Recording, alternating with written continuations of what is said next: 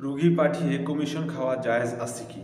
প্রিয় দর্শক, আমরা জানি বাংলাদেশে একটি সিস্টেম আছে যে কোনো ডাক্তারকে যদি কোনো ব্যক্তি বা কোনো ফার্মাসিস্ট বা কোনো ফার্মেসিওয়ালা কেমিস্ট সে রুগী পাঠায় একজন এমবিবিএস ডাক্তারের কাছে, এফআরসিএস বা এফসিপিএস ডাক্তারের কাছে, তাহলে ওই ফার্মেসিওয়ালাকে বা পল্লী চিকিৎসককে একটা কমিশন দেওয়া হয়।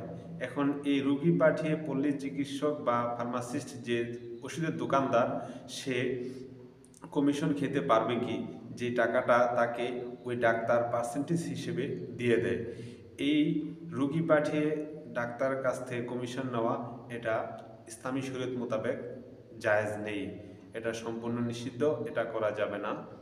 এটা আপনার দুরুল মুখতার এবং ফতে বাজাজের মধ্যে আসছে।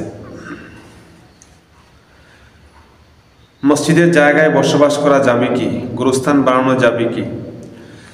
যেখানে মসজিদ ছিল ওই মসজিদের স্থানটা, আপনার জায়গাটা আছে কিন্তু মসজিদ অন্যত্র নিয়ে গেছে, ওই জায়গাটার মধ্যে কোনো মানুষ বসবাস করতে পারবে কি? প্রিয় দর্শক, এই মসজিদের খালি জায়গাটার মধ্যে কোনো লোক ঘর দরজা করে থাকতে পারবে না, প্লাস কোনো গোরস্থানও করা যাবে না, কোনো ব্যক্তিকে কবর দেওয়া যাবে না। এই জায়গাটা চারদিক দিয়ে বেরি দিয়ে বা বাউন্ডারি দিয়ে ওই জায়গাটা নির্দিষ্ট করে রেখে দিতে হবে, এখানে অন্য কিছু করা যাবে না। জুমার দিন দ্বিতীয় আজানের জবাব দেয়া কি? জুমার দিন দ্বিতীয় আজানের জবাব দেয়া যাবে। এটা আপনার বুখারী হাদিসে আসছে, নবী সাল্লাল্লাহু আলাইহি ওয়াসাল্লামের সামনে যখন আজান দিচ্ছিল তখন তিনি আজানের জবাব দিচ্ছিলেন। এবং আপনার এই আজানের জবাব দেওয়াটা, এটা হলো আপনার মিম্বরে যখন ইমাম সাহেব বসে তখন আজান দেওয়া হয়, দ্বিতীয় আজান, আর ওই আজানের জবাব দেওয়া। এখন অন্যত্র আসছে যে আপনার এই আজানের জবাব দেওয়া যাবে না, কারণ যখন ইদা খারাজাল ইমাম, যখন ইমাম বের হয় তার রুম থেকে, তখন লা কালামা ওলা সালাতা, কোনো কথা বলা যাবে না, কোনো নামাজও পড়া যাবে না, কোনো কিছু করা যাবে না, সব চুপ।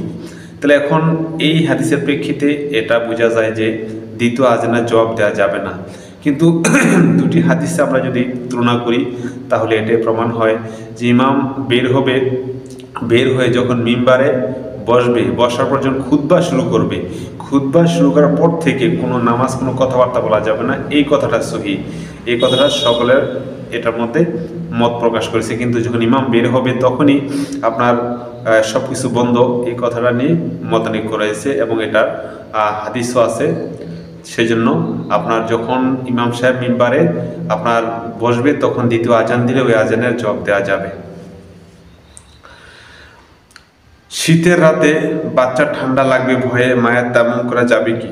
শীতের রাতে মায়ের নামাজ পড়তে হবে, এই প্রেক্ষিতে এখন তার বাচ্চা আছে, ওই বাচ্চাটা আপনার অসুস্থ হয়ে যেতে পারে বা অসুস্থ হয়, অনেকে ঠান্ডার প্রভাব থাকে, ঠান্ডার প্রকোপ থাকে বা নিউমোনিয়া প্রকোপ থাকে, ঠান্ডা লেগে যেতে পারে, ঠান্ডা লাগছে, এরকম অবস্থা হইলে তখন ওই মা সে শীতের রাতেও অতিরিক্ত ঠান্ডা পানি দিয়ে অজু না করে সে তায়াম্মুম করে নামাজ পড়তে পারবে। তার কারণ আপনার কোনো রোগ যদি বৃদ্ধি পেয়ে যায়, মৃত্যুর আশঙ্কা হয়, জটিল কঠিন রোগ বৃদ্ধি পেয়ে যায়, তাহলে ওই প্রেক্ষিতে আপনার আপনি অজু না করে তায়াম্মুম করতে পারবেন। কারণ আল্লাহ পাক কোরআনে বলছেন ওয়াইন কুনতুম মারদা আও আলা সাফারিন, তার মানে অসুস্থতা অথবা ভ্রমণে থাকো, তখন তোমরা কি করতে পারো? তোমরা এই অজু পরিবর্তে তায়াম্মুম করতে পারো।